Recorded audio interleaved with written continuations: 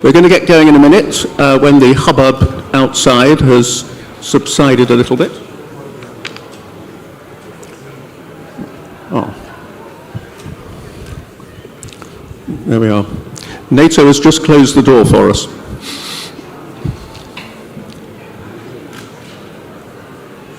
So, ladies and gentlemen, welcome to this panel, which is called Dark Clouds Over Europe. Is NATO ready for a confrontation with Russia? My name is Peter Watkins. I'm a former senior official with the British Ministry of Defence and now a visiting senior fellow with LSE Ideas. And just to explain, Ideas is the foreign policy think tank of the London School of Economics and Political Science. And we have a very good and very constructive partnership with the New Strategy Centre going back many years. In many ways, the legacy of the legendary late Professor Christopher Coker, who many of you will know. And one of the things we've done with this is an advertisement, one of the things that we've done jointly with the NSC about 6 months ago was this joint report on Black Sea security and the economic importance of the Black Sea. So we are trying to raise the profile of the Black Sea in Western Europe, to which there were some slightly disparaging references earlier. I'm joined this afternoon by 4 distinguished panelists who I'll briefly introduce. Their full biographies are in the electronic program that you can access through the app. So to my immediate left, General Ben Hodges, former commander of US Army Europe, who will have the opportunity to contradict, if he wishes, the US generals have spoken so far. And then to his left, Sir Michael Fallon, former minister, or as we say in the UK, Secretary of State for Defence. Then Ambassador Mihnea MOTOC, again, former Minister of Defence of Romania, and Sir Michael and Minister MOTOC served at about the same time and know each other well. And then, last but not least, Dr. Tomasz SMURA, board member of the Casimir Pulaski Foundation of Poland. So, to our theme, I don't need to explain the dark clouds. I think we've heard quite a lot about them already. But I would perhaps just take this opportunity to draw to your attention an excellent article in yesterday's Times by Edward Lucas about, he says, a Russian attack on NATO is now far likelier than we think. So the question posed is NATO ready for a confrontation with Russia? In some respects, we're already in such a confrontation, but it's mainly political, but it could get a lot worse, both in terms of hybrid and even military terms. So is NATO ready? What does it need to do? Noting that there is a NATO summit in under a month's time, or just about a month's time, so we have an opportunity to put a few more ideas on the table. So we're going to explore the military aspects of this question, also the policy and political aspects, given the evolution of the transatlantic relationship that we're witnessing. We'll dig a little bit deeper into the hybrid challenge, and we'll look specifically at how NATO might strengthen its deterrence posture on its eastern flank. So the way we're going to go is I'm going to ask each of the 4 panelists to make an opening statement of about 5 minutes. We may then have some questions amongst ourselves, but I'm very keen that we should, at the earliest opportunity, give you, the audience, a chance to ask questions as well. So I'm going to start with General Hodges, and I think the question really is, what, in terms of NATO's preparedness for a confrontation with Russia, what are the main military gaps, and how do we best fix them?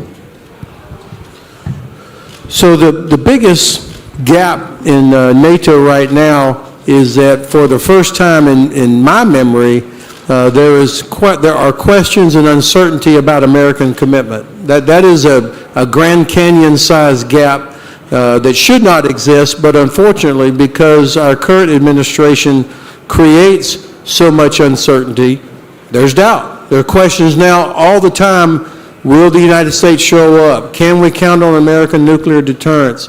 It pains me deeply that that's even a question, but we are where we are because this president, my president, is the one that brought it into question. And I think this is dangerous because the Russians have made decisions and even miscalculations over the past few years because of how they interpreted Europe's preparation or willingness and American preparation and commitment. So that's why I think the risk is there because of this perceived uncertainty. Now, at the end of the day, I'm confident the United States will fulfill its obligation. I'm also confident that the U.S. will stay committed in Europe out of our own self-interest. But the fact that there's even a question about it is our fault, and I hope that this can be resolved. It would be nice if at The Hague next month, the president would say, hey, knock off all these silly questions. Of course we're committed because it's in our interests, our strategic interests, our economic interests are so solidly in Europe. The second area where there's a gap is in European self-confidence. I hear this question all the time: can Europe defend, can Europe help Ukraine? Can Europe, if the U.S. disappears, can Europe still do it? Come on, add together the economies, the industries, the militaries of all the nations of the EU, plus UK, plus Canada, plus Norway. It dwarfs Russia. It's not even close. But I hear all the time, oh, without the U.S. we can't. And I think what Europe needs more than anything is a gigantic dose of self-confidence to be able to work together and combine. And I'm not naive. If it was easy, this would have already happened. But it is going to take some real strong political courage and leadership to help pull together all of these capabilities.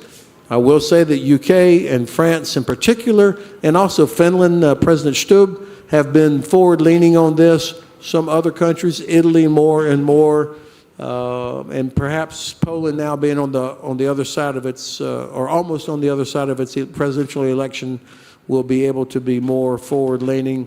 Germany has thus far not been as forward-leaning in action as I was expecting. I do think that we'll see a much more vibrant Germany providing that sort of leadership. The third thing I'll say and then stop is Europe prepared? And General Breedlove referenced it earlier this morning. Absolutely are not prepared for the air attack that Russia will unleash on all of our transportation infrastructure the way that they do on Russia. I mean, 200, 250 drones, missiles, bombs a day. Because if they've made that terrible miscalculation to go ahead and attack a NATO country, then for sure they've already made the decision to attack all of our transportation infrastructure, all the things that are necessary for effective NATO response. Thank you. So I'll move on to Sir Michael. Perhaps you can build on that. I mean, NATO is obviously going through a period of political turbulence. So how do we build the political cohesion of the alliance? We always used to say that the political cohesion of the alliance is its center of gravity. And how do we adapt it for these new political realities to ensure that Article 5 remains politically credible? Well, thank you. Thank you. And thank you. And what a privilege to be back here in Bucharest at this forum, which grows stronger every time. I'll say a word about the changing role of the United States and then answer Peter's question directly, how we strengthen the political cohesion of the alliance and the capabilities that we need to put in place alongside that. On the changing role of the alliance, I don't, I'm afraid, wholly agree with some of the remarks I've heard earlier this morning. I don't think we should be in Europe as surprised as we have been. It's been clear to me that President Trump and his advisors, since the end of Trump 1, have made no secret of the fact that America's greatest challenge is China, their belief that the US military has been hollowed out, their belief that the United States defense industrial establishment needs to be rebuilt. And we've had advisors like my friend Elbridge Colby through in London last year telling us that this could mean that troops, aircraft, missile defense might have to be moved out of Europe towards homeland defense. So, beyond the kind of pearl clutching we've seen, what should our response be? First, to the extent that there is any US drawdown, to ensure that it is partial, that our posture on the eastern frontier remains credible, by deploying the replacement numbers. Why should it be left 80 years on to the sons of Iowa farmers or the sons of Philadelphia steelworkers to stand on that eastern frontier when we have European troops and should have more European troops to do so? Secondly, to examine how we might underpin the American nuclear umbrella using our own nuclear forces better, and we're going to discuss that at a panel tomorrow. And finally, to remind the United States that, gently, that this is all one conflict, that Russia is using Chinese technology, North Korean troops in the fight in Ukraine. Hamas leaders are fated in Moscow, Iran and China increasingly working together, and that everything we can do as Europeans in the European continent can help the United States to meet its challenge in Indo-Pacific. Now, so far as the political cohesion of the alliance is concerned, Trump was right 8 years ago to chide us on our spending. He's right again today. It is simply shocking that last year, 9 members of the alliance still weren't meeting the 2% target, 10 years after we set that target at the Wales summit and gave them 10 years to meet it. So we ought to agree on a more ambitious target. We ought to lay out a map of how to get at least to the 3% as quickly as possible, and then after aim higher than that. We've got to work harder in the alliance where there are differences of view of how to deal with Russia. Of course there are differences in a 30-strong organization, but we need to work harder to reinforce a common view. And where there are successful minilateral arrangements amongst NATO members, such as the Joint Expeditionary Force, we need to strengthen those so they are properly aligned with NATO plans and can embrace, as the GEF is already doing, more of NATO's neighbors. GEF already now is signing an enhanced partnership agreement with Ukraine itself.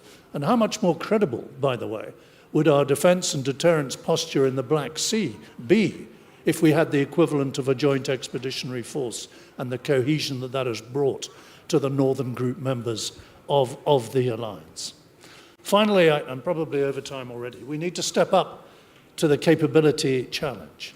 We need to deliver more options to help enhance deterrence, and we need to focus on some of the less glamorous capabilities, as General Breedlove said earlier this morning, where we have become over-dependent on the United States. Heavy lift, air-to-air refueling, surveillance, missile defense. And very finally, before I hand over to Minister MOTOC, it isn't just the hardware that we need to strengthen. The other capability is surely our societal response, our societal capability in addressing this challenge.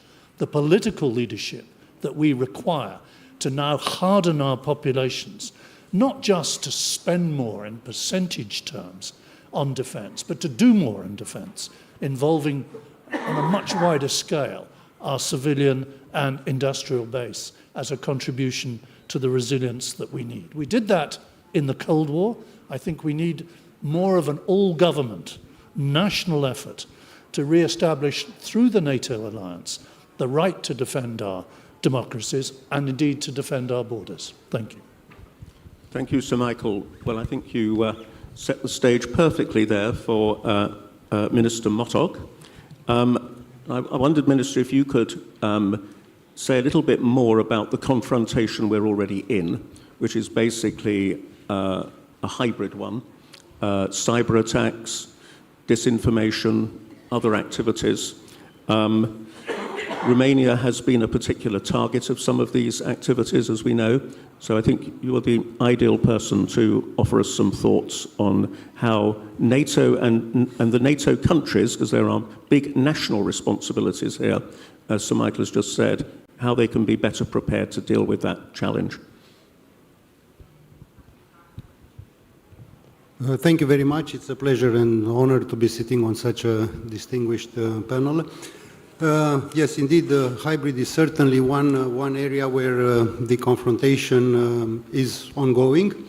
A few words perhaps on the Russian hybrid warfare. It is anything but new. Just to think back at the latest codification of this kind of warfare, namely the Gerasimov doctrine, it's already over a decade since it came out. I went only yesterday into a study that's been published and which I also recommend. It's published by the Lund University, and it is documenting very in detail the works of the Russian state-run digital and disinformation warfare machine, which is called the Social Design Agency, an agency that is operating since 2016. So I would argue that hybrid is and has been the Russian default method of waging war. It's been constantly diversifying, both in terms of methods and targets. One thing I guess it's interesting about Russian hybrid warfare is that most of the hybrid measures that we've seen at work are both targeting immediate goals, for instance, curbing down Western support for Ukraine, and at the same time medium to longer term objectives like the survival of the current regime. So my contention is that, especially after there is a settlement to the war in Ukraine, the hybrid threat to allied territory is likely to augment rather than recede. And it will grow to represent the default menace to European security. Post-Ukraine war, it is, in my view, rather unlikely to see the Russian menace in the form of an extrapolation of the kind of aggression Ukraine was confronted to. This, of course, what we should rather be expecting is constant and aggressive hybrid destabilization and probing of Western cohesion and resolve to defend territory, foundational values, focusing on the weak points and the blind spots with a view to wrecking political fractures within the Euro-Atlantic community. Russia is not after taking down NATO conventionally, but rather is looking to exploit and manipulate the disparities of interest within the allied community. This does not rule out, of course, the possibility that such a hybrid campaign, a relentless hybrid campaign, is not followed by actual Russian military forays, rather within allied territory. It's just meaning that one of the greatest challenges ahead of Europe, in fact, is making sure that it avoids preparing for a war that is for a different war than the one that is likely to be waged. Now, I think strengthening allied hybrid preparedness, resilience, readiness has to be run across the whole allied territory and across the full spectrum of hybrid operations. However, a certain priority needs to be operated. There needs to be operated in terms of those allies that are more exposed and vulnerable to Russian hybrid menace. It needs to be operated in respect to the forms the forms of Russia of hybrid activity that we want to prioritize, and I'm having in mind here primarily the integrity of political processes and even political actors, and that's how I think the recent events in Moldova and more recently in Romania are quite relevant in that regard. So I would say in terms of what allies we might consider prioritizing, the baseline is the fact that roughly 2 years after the full-scale invasion of Ukraine, you have 15 allied countries in which the level of skepticism towards providing aid to Ukraine is higher than the NATO average. Those should be prioritized. Of course, we should also look into closeness, geographical closeness to Russia, into what is the degree of their societal polarization, what is the degree of their hybrid preparedness. In terms of forms, there is a very interesting RUSI report from 2022 which explicitly concludes that while countering disinformation remains very important, the priority should be placed into preventing Russia from hijacking political processes and from accessing our elites. We've been talking for a while, but I guess not sufficiently about elite capturing. So Moldova, the presidential elections and EU referendum last year, what was notable was a series of unprecedented things. It was unprecedented the degree of Russian interference. It was unprecedented the effectiveness of the Chisinau authorities in documenting and responding to that interference. But we've also seen an evolution in the Russian approach from the more crude forms like vote buying or collective transport of Moldovan citizens from nearby countries to more sophisticated forms of disinformation. And in particular, that is more troubling, the quite perverse pursuit at the same time of the classical backing for political figures and political parties that have a pro-Kremlin rhetoric, but also the Russians appear to have backed political personalities who declare themselves open to the European values, and therefore the electoral field that might end up being favorable to the Russians has been expanded. In Romania, I think cautiously that it is too soon to tell what was the exact extent and modalities of interference into the presidential elections. Suffices for me to say that long gone are the days when we were confident and there was a widespread consensus that this nation was shielded from Russian interference on account of us having a non-Slavic language and a non-Slavic culture. Those days are long gone. What, and I'll conclude with that briefly, what should the alliance do to counter that? I think NATO is doing a lot to counter hybrid, most of the times in consultation with other organizations, especially the EU.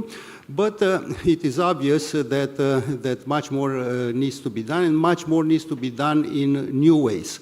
I would say, until we get to the point where Russia would consider seriously whether consequences of its hybrid actions are not far outweighing the benefits from such measures. And here, I guess we're talking as a baseline about the expansion of intelligence sharing among allies, but also about giving ourselves a wider set of coercive diplomacy choices, giving ourselves also offensive instruments so that we are able to do what the Russians are doing right now, meaning generating credible asymmetric responses, meaning that we are capable to deploy deterrence by punishment in an effective way.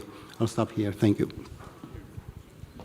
So thank you very much. A possibly slightly controversial proposition at the end there, which we can take up in questions. But now, last and certainly not least, Dr. SMURA, I wonder if you could focus your remarks on giving us some thoughts about strengthening NATO's eastern flank. Of course. Thank you very much indeed to George and the team for organizing this event in such a beautiful venue. When it comes to your question about strengthening deterrence on the eastern flank, of course we need it. Actually, the reason is very simple. Even if you take a look at our previous panel, we see that there is a slender hope for any just and durable peace, possibly connected to Ukraine membership in the NATO. What means that we haven't been able, basically, to stop Russians in Ukraine, and they will be continuing its aggressive policy on the international stage. If you take a look at any foreign policy, defense-related strategy in Russia, they make it clear that NATO is #1 security threat for the Russian Federation. It's because NATO Article 5 stay between the existing international order and Russian long-standing policy of recreating kind of 19th century style balance of power system with the Russian place in the first row and sphere of influence and buffer zones possible also in Central Europe. Of course, second factor is current situation and still unclear policy of new administration in Washington D.C. You know, the J.D. Vance speech in Munich and stopping the military aid for Ukraine, including intelligence targeting, actually was a kind of the shock for many European states, because many people in Europe realized that one day when geopolitics change, you know, it might happen to here or his own country. And what means that a lot of people realize that we need to be more self-reliant when it comes to deterrence. Actually, I participated 3 weeks ago in parliamentary mission in Washington D.C. and after this trip, I feel a little bit more safe because I see that there is strong Reagan kind fraction in the Republican Party, and we heard a lot of assurance that United States is fully committed to Article 5. Ukraine, of course, is not NATO member state, so it's a different story. And of course, Americans want us to do more about Ukraine, but nevertheless, when it comes to NATO, nothing changed. But, you know, in the second sentence, we hear that in the longer perspective, of course, there going to be some rebalance. And for Americans, #1 priority is of course, Indo-Pacific, and they made it clear that there will be some change in military posture. What basically means that in NATO eastern flank, we need to be, again, more self-reliant when it comes to deterrence, and we need to be able to fulfill the vacuum which United States might leave, you know, in this part of the world. And basically, good example is my own country, Poland, because we are quite serious about defense. So as you know, in Poland this year we plan to spend 4.7% of GDP for defense. We are building of 300,000 strong armed forces in Poland. Just after Russian invasion of Ukraine, Poland decided to procure in total around 500 mine battle tanks, what it's more than United Kingdom and France have currently together. We procured 300 MLRS, HIMARS-style long-range precision strike capabilities, 300 Howitzer, and many other capabilities. So actually, on the NATO eastern flanks and generally in Europe, we need to be like more Polish. I mean, I don't mean smooth, but more self-concentrated on our own defense. And basically, some recommendation, which of course we can give based on experience, you know, from Ukraine and from our own experience.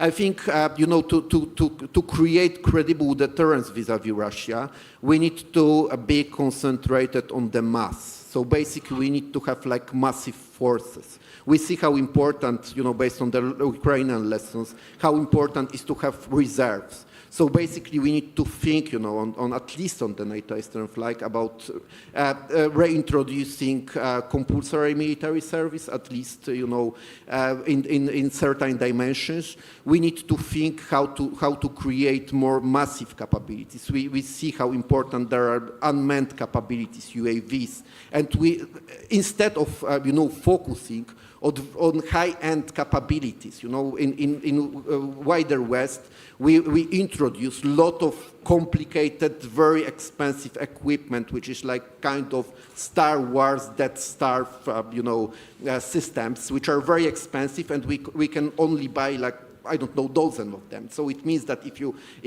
lost like one of aircraft of 10, you lost like 10% of your capabilities. So we need to think how to change this mentality. Of course, we need to have more robust air defense on the NATO eastern flank. We see, based on the Ukraine lessons, how important is this dimension, that Ukraine is every day, struck by Russian ballistic missiles, cruise missiles, air raids, and so on and so forth. So basically, this is dimension we need to basically improve, because, in European Union, also we rely on American supplies when it comes to interceptors and so forth. In Europe, we produce very few anti-ballistic missiles. So basically, it's dimension we need to improve.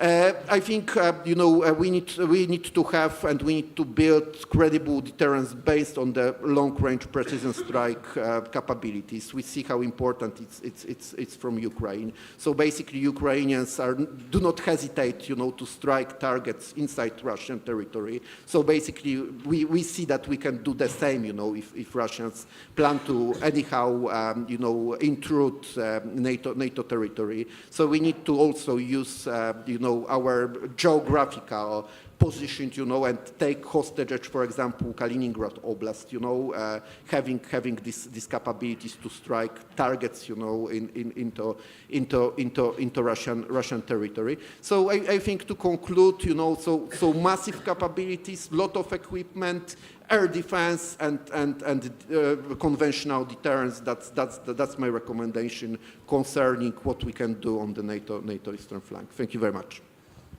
Well, thank you very much. So everyone's been listening very patiently and quietly. I do have a couple of questions that I could put to our panelists, but I think it's only fair to give our very large audience an opportunity as well. So if you've got a question, please preferably stand up and give your name and affiliation. And I think somebody may come with a mic, but if not, I'm afraid you'll have to shout. But I see the lady over there was the first.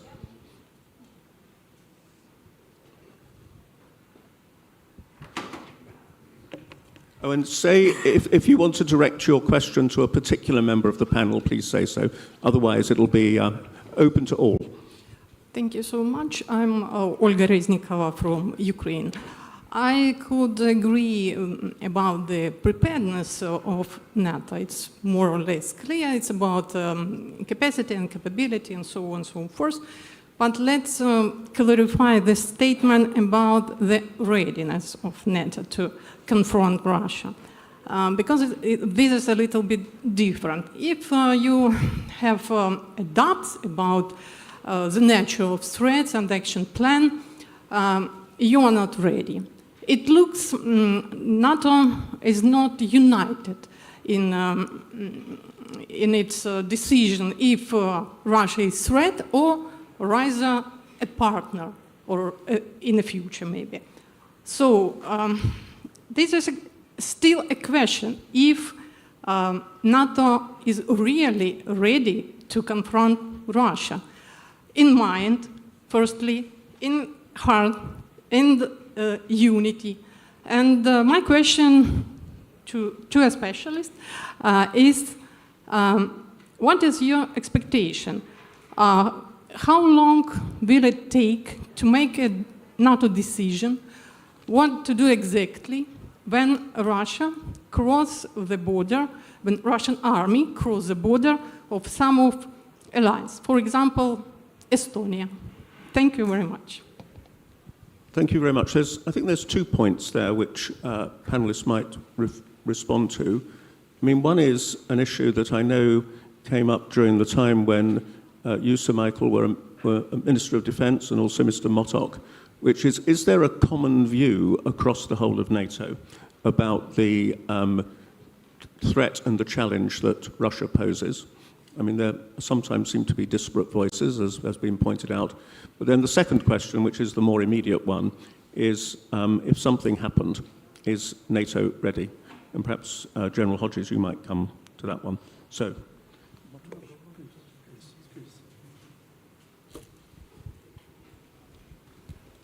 Well, thank you for the question. I would perhaps just lay down a brick from the answer.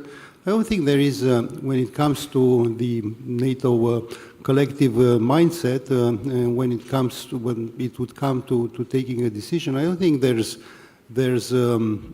disunity in acknowledging the Russian threat. Already in the early 2020s, the NATO summits were qualifying the Russian aggression on Ukraine as the biggest, gravest threat to European security, and later on, but already as early as 2023, the summit has explicitly identified Russia as the biggest, Russia as such, not the aggression, as the biggest challenge, security challenge to NATO. So at least in terms of mindset, things are clearer than they might appear from various sound bites, from various nuances that are introduced at the national level. I'd like to stop here and perhaps ask my distinguished former colleague to follow up on a different lane. Well, thank you.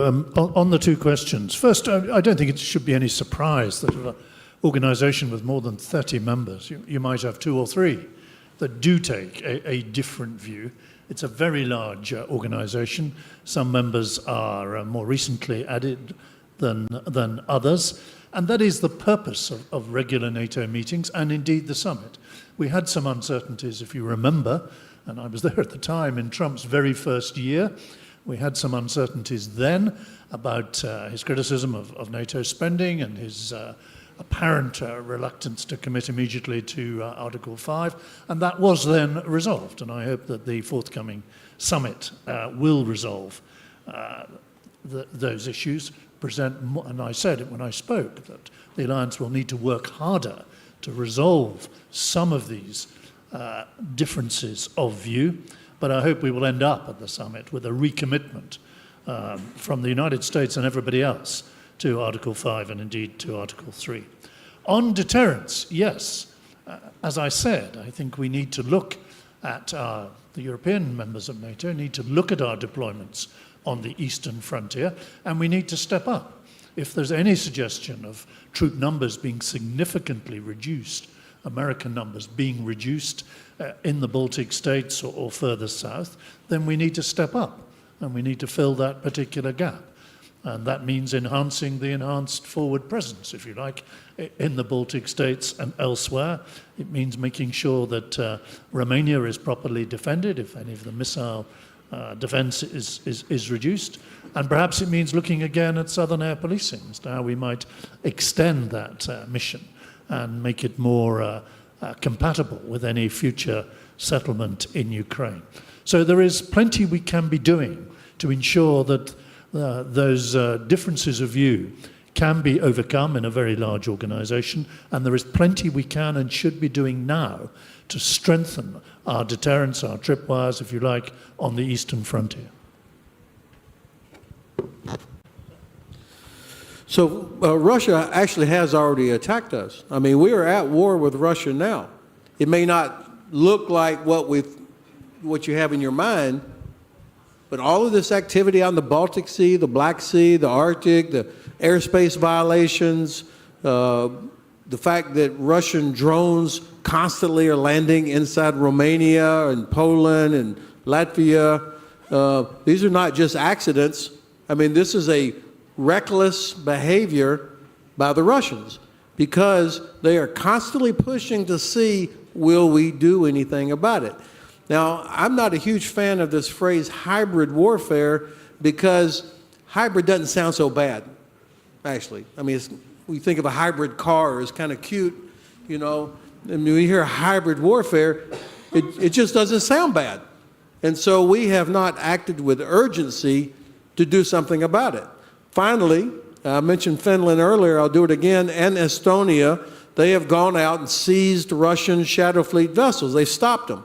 And of course, you see the Russians, they don't like it. So they send out one of their aircraft that violates Estonian airspace to prevent the Estonians from seizing another one. So this is conflict. It may not involve missiles and bombs, but this is conflict. And until we figure out that they're at war with us, and until we figure out how we can push back short of an Article 5 type thing, this is going to continue. Ripping up undersea cables, that's not just teenage vagabond. This is, or destruction, this is willful destruction of our infrastructure. Power cables, communications cables, energy infrastructure. You know, next thing they're going to be nibbling around the edge of Svalbard Island, or they're going to be doing other things against territories to see, will we actually do anything? So I think the fact that we still have not figured out how to respond raises the risk that they will go to the next step. Now, I don't think that when they do actually launch a more conventional type attack against a NATO country, that it will look like what we're seeing in Ukraine. I mean, they've already demonstrated they cannot defeat Ukraine. General Cavoli said that a month ago, that Ukraine is actually winning on the battlefield in Ukraine. But what Russia's objective against us will be different from its objective against Ukraine. Against us, it's a desire to break the alliance. And the way they break the alliance is to attack a NATO country and demonstrate that we're not able or willing to respond, whether it's the U.S. that fails to respond or any other members of the alliance. And so I think that means we're looking at a scenario where they might go into Latvia, Lithuania, achieve some sort of a foothold there, and then wait and see, what do we do? Or I think after Ukraine, they're coming to Moldova, and they talk about it all the time. And I think that we should be prepared for an attack that comes from a Russian attack through occupied bits of Ukraine into Moldova towards Romania. All along pressing to see, will we actually respond? And so will we have made the decision, for example, for Romanian forces or NATO forces to move forward into Moldova, or do you just sit back and wait to get hit? I'm sure the Poles are not going to sit and hide behind the Vistula. They're going to move forward when they know how this movie ends. So we have to think through these things, and I think it's very uncomfortable for many of our elected officials to have that, to think through that. Thank you very much. So, more questions. Gentlemen there. In fact, I'm going to take two because time is pressing already. Is there a mic for gentleman at the front here?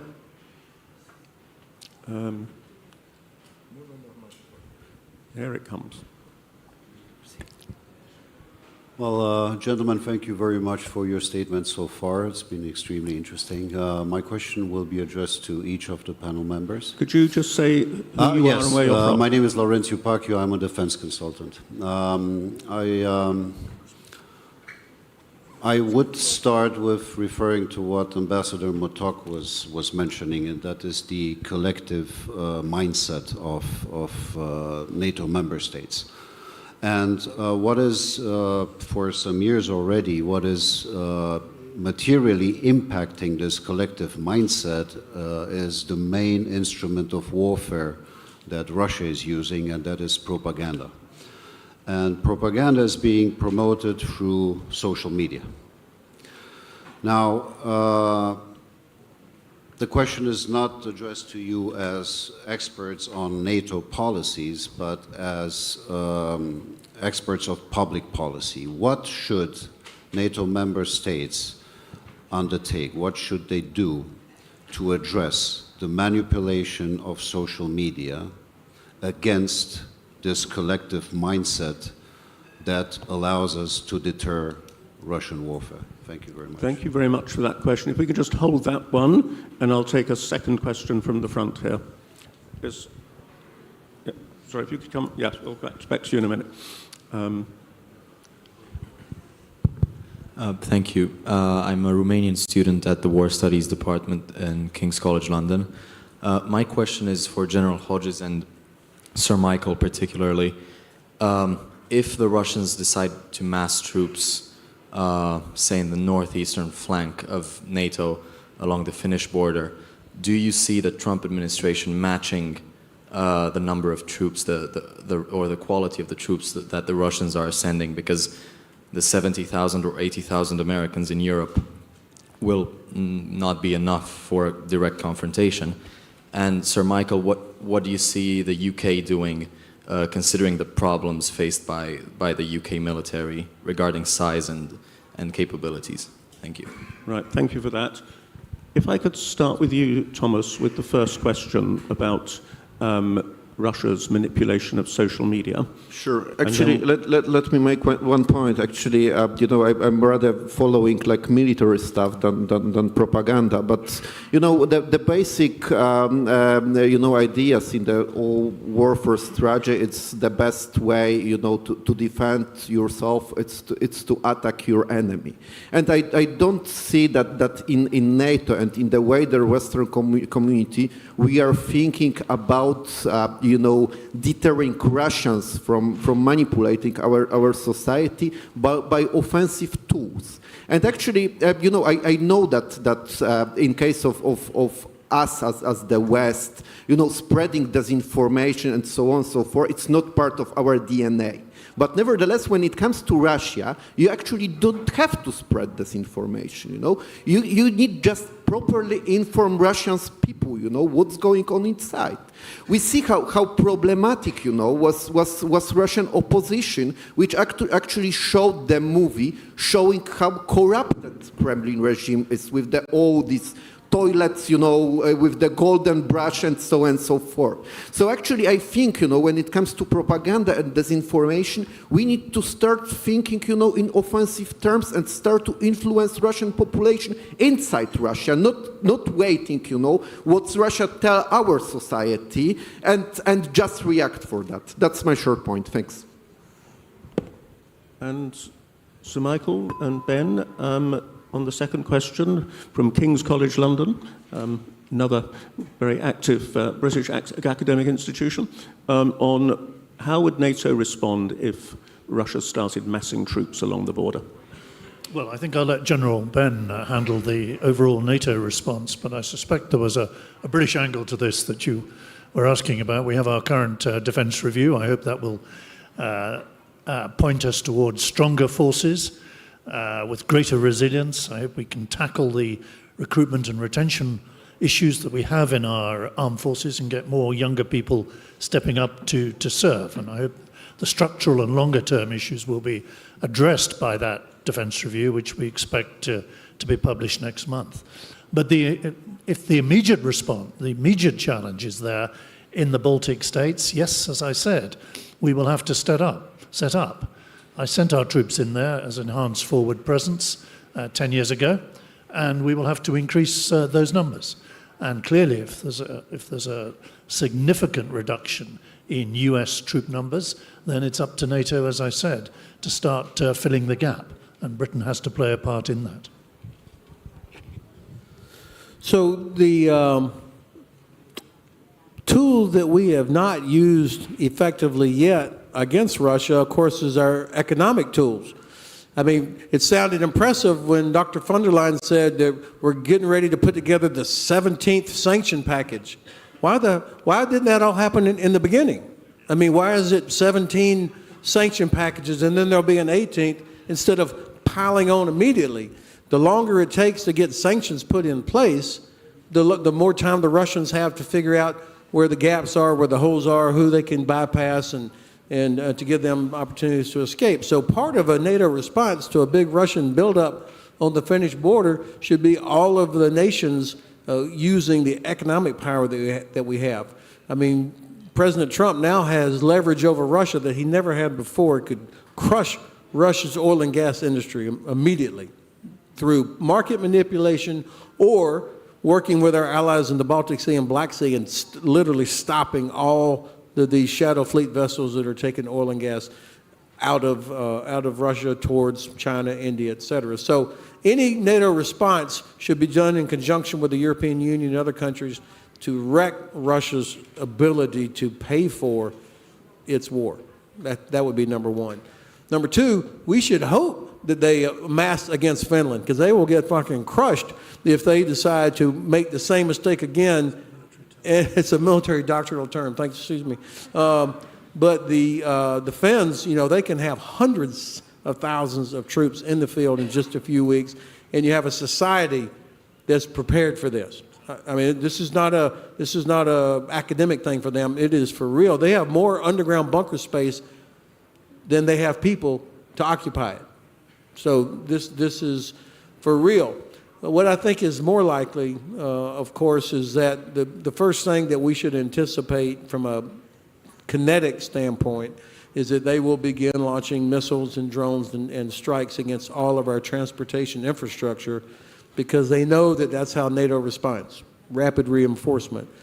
That also means that all of our allies in the eastern flank, particularly Estonia, Latvia, Lithuania, Poland, and Romania, should assume that it will be at least 2 weeks before any external help arrives. Air power will always be there immediately, but in terms of land forces, depending on whether or not we believed the early indicators we were seeing, and we did not 3.5 years ago, then it could, I would worst case, at least 2 weeks before you get external reinforcements showing up to help. Okay, we can take another question. So, gentleman there. And, mic is on its way, just in front of you.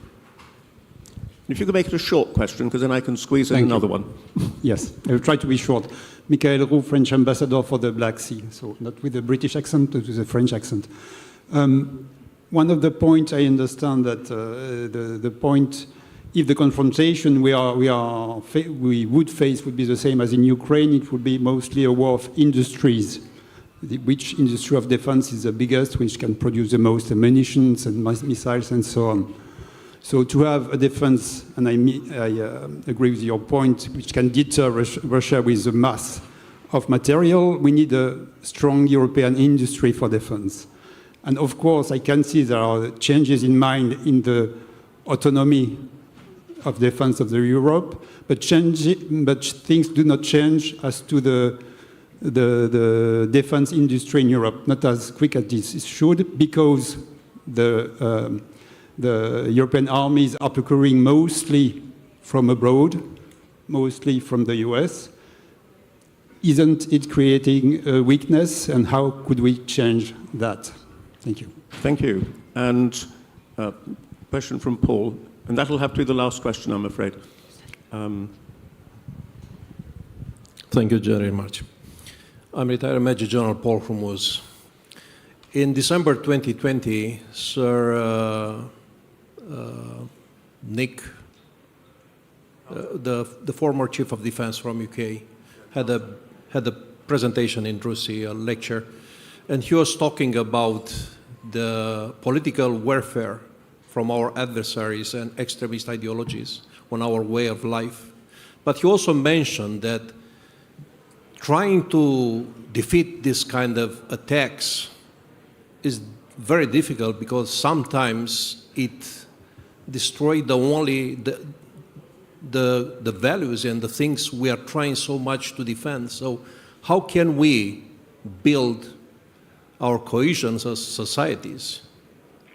How can we keep the link between the leaders and the people in a way in which we can counter what Russians and other adversaries are doing against us?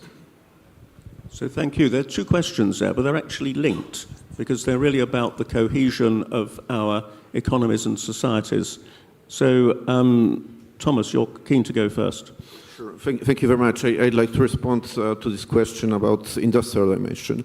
So, of course, it's very easy to complain about European Union, about Europeans, and also, my country and myself, I'm very critical about some our allies, about some countries in wider West, about their approach towards security. But actually, we need to be fair in this dimension, and a lot of things changed since February 2022.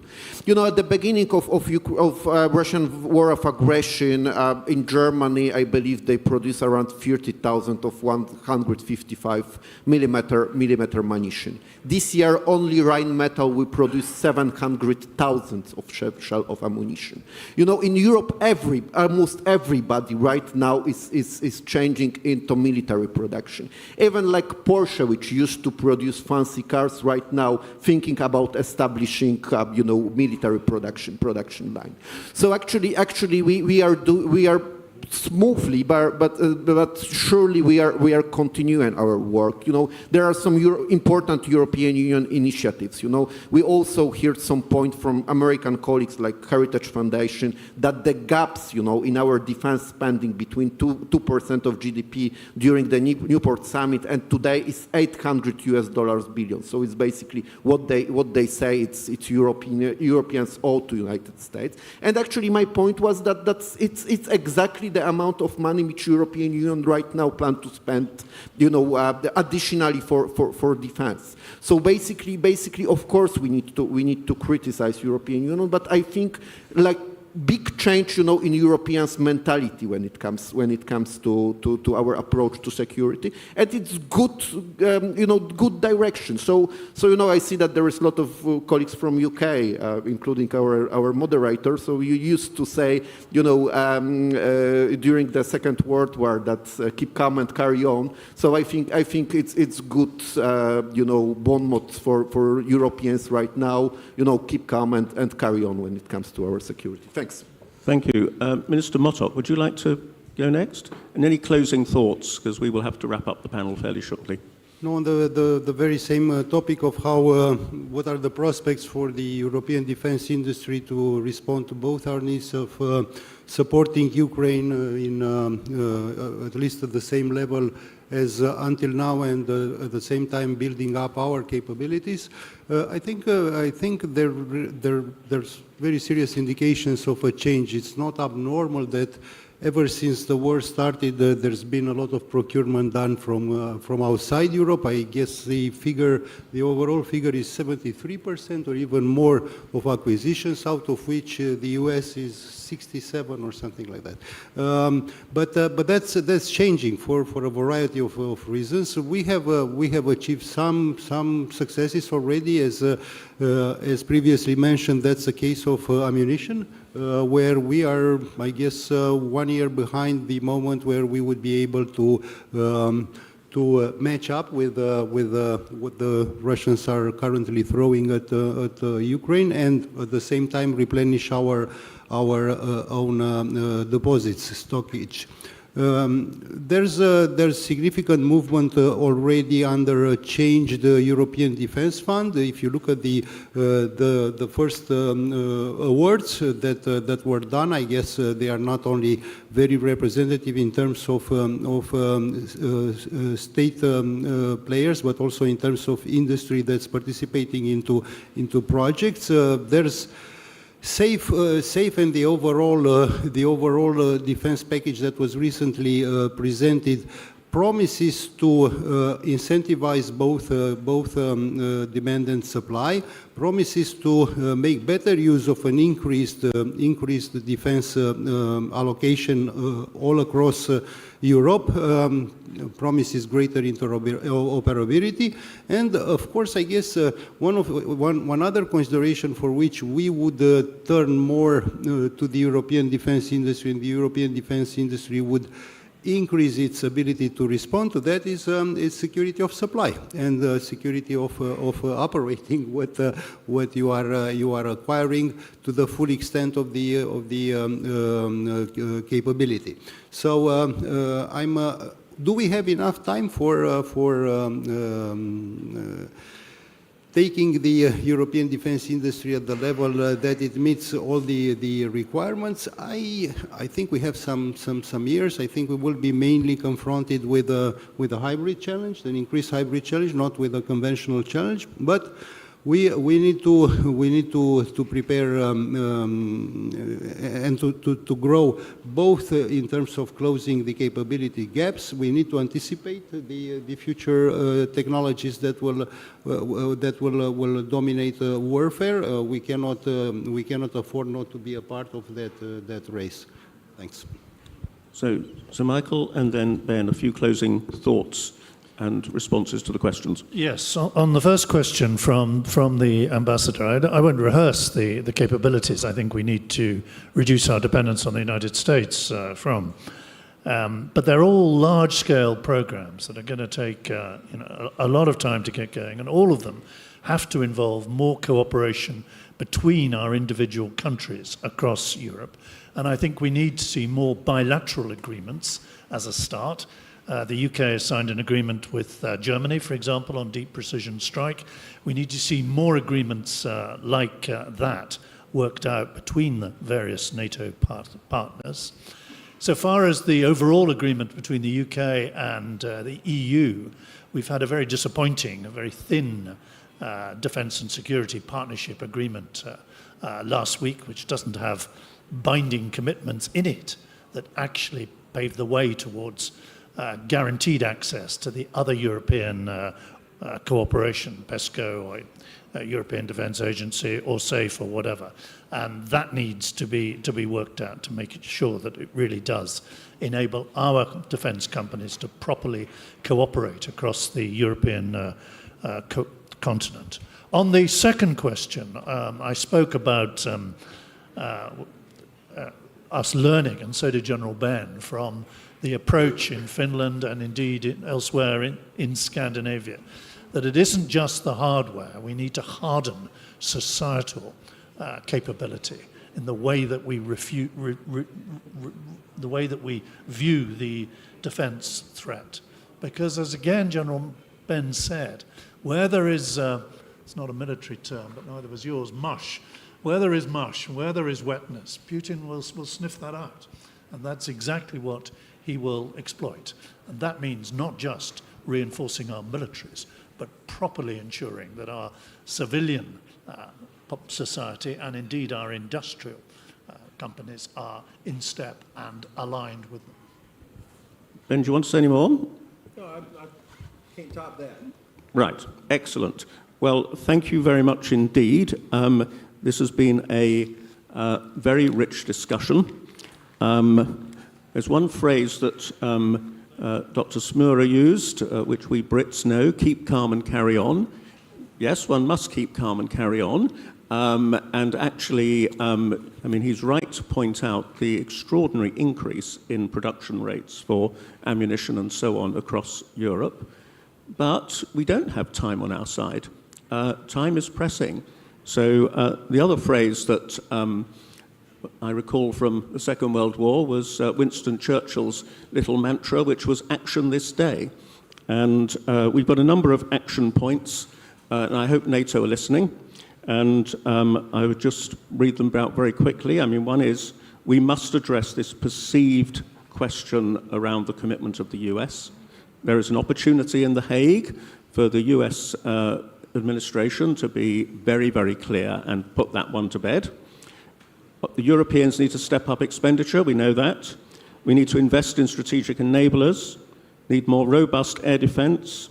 We need to invest in things like deep precision strike, and NATO needs to have a more proactive public information posture, both to educate our own publics, but also actually, as was said, educate the publics of certain other countries to the extent that they can get access to the information. So following lunch, which I'm sure you're looking forward to, the next panel in this room will be at 15:20, and it's called 3 Years of War, the Real Face of Ruski Mir. But in the meantime, I hope you'll join me in thanking our wonderful panelists for a very enlightening discussion. Thank you.